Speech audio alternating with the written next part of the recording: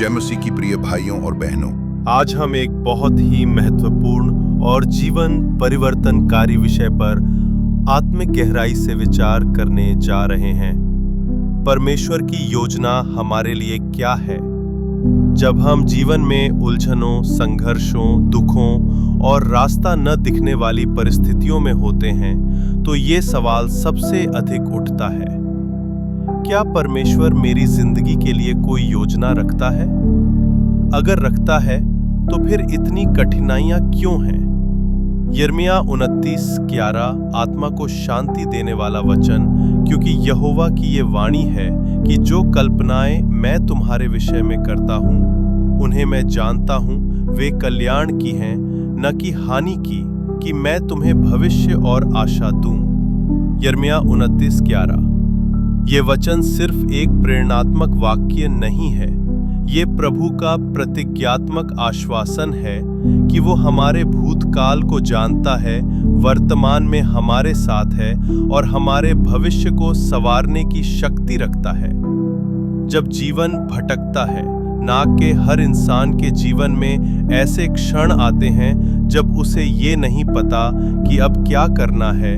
वो जीवन के मोड़ पर खड़ा होता है, जहां दाएं बाएं कुछ भी स्पष्ट नहीं होता, जहां मनुष्य टूट जाता है और सोचता है, क्या मेरी कोई मंजिल भी है? लेकिन बाइबल कहती है, परमेश्वर हमारे लिए कल्याण की योजना करता है, न कि विनाश की। आपका जीवन कोई दुर्घटना नहीं है, आप इस संसार में कोई संयोग नहीं है, आप एक ईश्वरीय उद्देश्य से बनाए गए हैं। कभी आपने सोचा है, अगर सब कुछ मेरी योजना के अनुसार नहीं हो रहा, तो क्या इसका मतलब ये है कि सब कुछ गलत हो रहा है? नहीं, जरूरी नहीं कि जो हमारी योजना हो वही परमेश्वर की योजना हो। कभी कभी जब परमेश्वर ना कहता है, तो वो हमारी रक्षा कर रहा होता है। क्या कभी कभी जब वो रुको कहता है, तो वो कुछ बड़ा तैयार कर रहा होता है, और जब वो हाँ कहता है, तो वो हमें आशीषों से भर देता है। बाइबल हमें क्या सिखाती है? बाइबल की कई कहानियां इस सत्य को दिखाती हैं कि परमेश्वर की योजना हमेशा हमारे सर्वोत्तम के लिए होती है। यूसुफ की कहानी उत्पत्ति 37:50। यूसुफ को उसके भाइयों ने बेच दिया, वो गुलामी में गया, झूठे आरोपों में जेल गया, लेकिन अंत में वो मिस्र का प्रधानमंत्री बना। क्यों? क्योंकि परमेश्वर की योजना उसके जीवन में काम कर रही थी, भले ही वो दर्दनाक थी। मूसा की कहानी, निर्गमन। मूसा ने एक मिस्री को मार दिया और जंगल में चला गया। वहां 40 वर्षों तक वो चरवाहा रहा। परमेश्वर ने उसे वहीं तैयार किया और फिर उसे इज़राइल को मिस्र से निकालने के लिए बुलाया। क्या मूसा जानता था कि उसकी इस स्थिति में भी एक ईश्वरीय योजना है? नहीं, लेकिन परमेश्वर जानता था।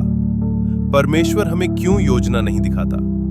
कभी कभी हम सोचते हैं, हे परमेश्वर, मुझे बस मेरी मंजिल दिखा दो। लेकिन परमेश्वर ऐसा नहीं करता। वो हमें पूरा नक्शा नहीं दिखाता, वो सिर्फ अगला कदम दिखाता है। क्यों?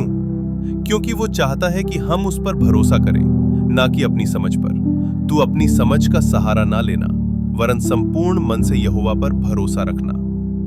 नीति वचन 3। परमेश्वर की योजना में विश्वास क्यों जरूरी है? हमारी योजना तात्कालिक लाभ पर केंद्रित होती है। परमेश्वर की योजना शाश्वत उद्देश्य पर केंद्रित होती है। हमारी समझ सीमित है, लेकिन परमेश्वर सर्वज्ञ है। उदाहरण, आप एक पहाड़ी के नीचे खड़े हैं और आपको सिर्फ 2 किलोमीटर दूर तक का दृश्य दिखाई देता है। परमेश्वर पहाड़ की चोटी से देखता है, उसे संपूर्ण चित्र दिखाई देता है। इसलिए हमें उसकी योजना को समझने से पहले उस पर विश्वास करना जरूरी है। आत्म परीक्षण। आज अपने आप से पूछें, क्या मैं अपनी योजनाओं को प्रभु के चरणों में रखता हूं? क्या मैं प्रभु के उत्तर के लिए धैर्य रखता हूं? 3, क्या मैं यह मानता हूं कि उसके विचार मेरे विचारों से ऊंचे हैं? आज की प्रार्थना, हे परमेश्वर, जब मैं उलझनों में होता हूं, तो मुझे याद दिला कि तू मेरी योजना को समझता है। मुझे तेरी समझ, धैर्य और विश्वास दे, ताकि मैं तेरी इच्छा में चल सकूं और तुझसे कभी ना हटूं। यीशु मसीह के नाम में मैं प्रार्थना करता हूँ, आमीन। यदि इन वचनों ने आपके हृदय को छुआ हो तो आज एक छोटा सा कदम उठाइए। अपने जीवन का मार्ग प्रभु को सौंप दीजिए। उन्हें अपने जीवन में आमंत्रित कीजिए। वे न केवल आपका मार्गदर्शन करेंगे बल्कि आपको उद्धार भी देंगे। यदि यह वीडियो आपके लिए आशीष में रहा तो कृपया इसे लाइक करें, अपने प्रियजनों के साथ शेयर करें और हमारे चैनल को सब्सक्राइब करें ताकि हम और अधिक आत्मिक सामग्री ला सकें। बाइबल वचन, यीशु की प्रार्थनाएं और जीवन को बदल देने वाले संदेश। जय मसीह की। प्रभु आपके जीवन में चमत्कार करें, आपको शांति, प्रेम और उद्धार से भर दें।